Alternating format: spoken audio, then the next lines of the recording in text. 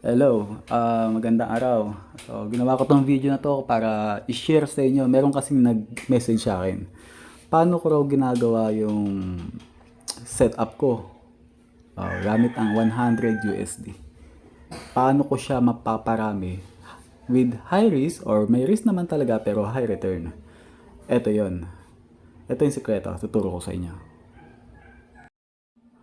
So, ganito muna. Ito yung 100 USD fund natin. So, first trade is, initial natin is 1 USD.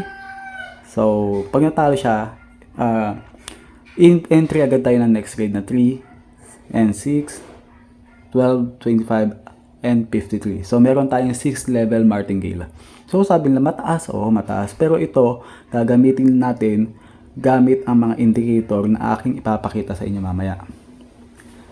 Yung mga indicator na magsasabi ng ating trend, kung ito ba ay mamimit ang ating requirement. So, hindi siya dapat katakutan dahil ikinasa na natin to. Pwede nyo try sa demo. So, panoorin nyo ang aking video na ilalagay dito, i-upload dito, at sana sundan ninyo.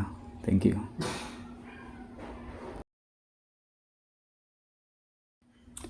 So dito, hinahanap natin yung trend using SMA 100, 7, and 20. Plus, gamitin natin yung momentum para matrace natin yung lakas ng candle o ng bar. So, panoorin ninyo ang bawat entry na aking i-execute. Kung ang SMA 100 ay nasa ibabaw, dapat yung ating 7 and 20 ay nasa ilalim niya. Once na mag-cross ang SMA 7 sa 20, doon tayo mag-entry ng trade. So ito yung ating SMA 100 ay nasa ilalim, kaya tayo ay mag-up. Then yung ating momentum is naka-green, ibig sabihin mataas yung ating value. So nakuha na agad natin. So nakuha agad yung unang trade. Ito yung result ng mga previous trade natin kanina. So, ayan. So, mabilis siya. 15 seconds lang per expiration time and 15 seconds time frame each bar. So, ito ay downtrend. Once na mag-cross yung SMA 7, possibly ito ay bababa. Abangan natin yung momentum. Nakikita nyo kulay green pa. So, abangan yung maging red yan. So, pag nagpula siya, yun na yung nagsasabi na malakas na yung down. So, pwede na tayong gumamit na martingale up to 6 dahil downtrend. So, execute tayo ng 1. The next is 3. So, yan. Mamimit niya na yun eh. Magko-crossover yan.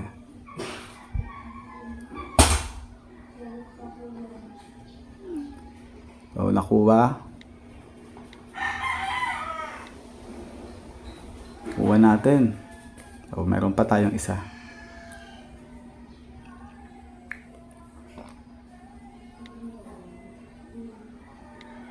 So, continue downtrend tayo. Dahil nag-cross yung 7 sa 20 SMA.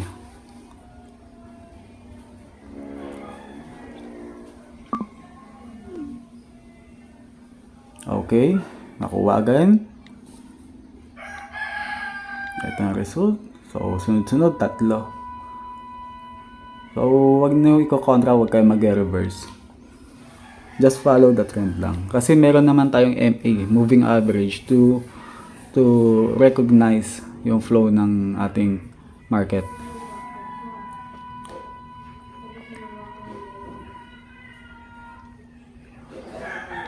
So, ito ay down.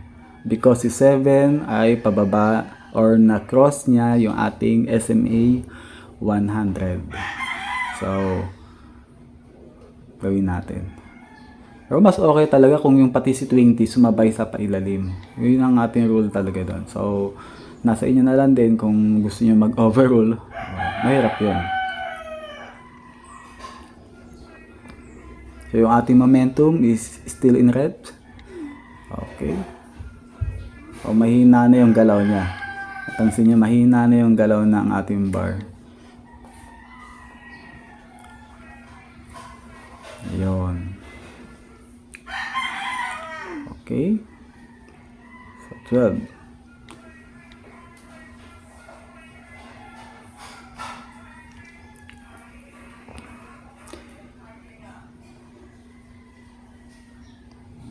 Okay, ayun, natak na pababa.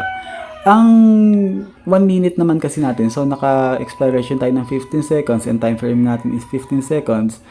Per minute, meron tayong 4 na bar lang. So, gagamit tayo dito ng ating 6-step martingale. So, kayang-kaya nating habulin yon.